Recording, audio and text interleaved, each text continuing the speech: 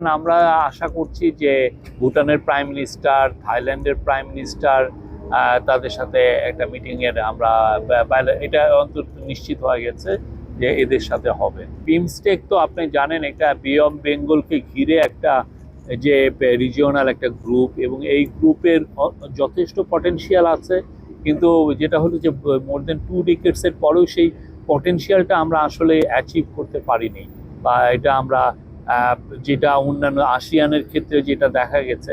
তো প্রফেসর ইউনূস এটা লিডারশিপটা অ্যাজিউম করার পরেই উনি আরও এইটার উপরে আরও জোরদার দিবেন।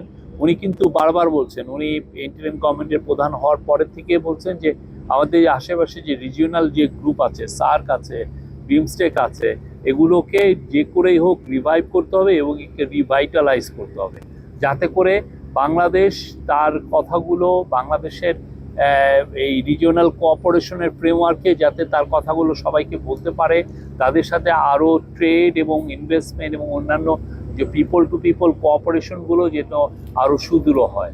তো এই জায়গায় প্রফেসর ইউনূস খুবই সুস্পষ্ট ওনার একটা পলিসি আছে এখানে, বিগিনিং অফ কনভারসেশন ইউএস এর তরফ থেকে।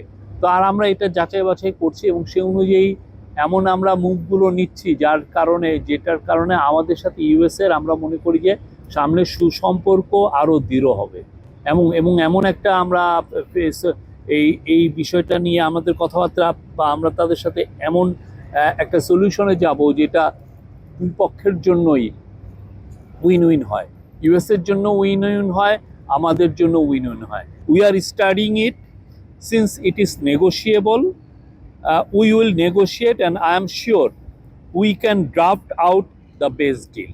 তো এটা আরও সামনে একটা ফ্রেমওয়ার্ক দাঁড়াবে, তারপরে আমরা এটাদের সাথে কথা বলবো। বাট আমরা we are in touch with the US authorities, আমরা আশাবাদী এমন যাই হবে সেটা আমাদের দুই পক্ষের জন্যই এটা মঙ্গলজনক হবে।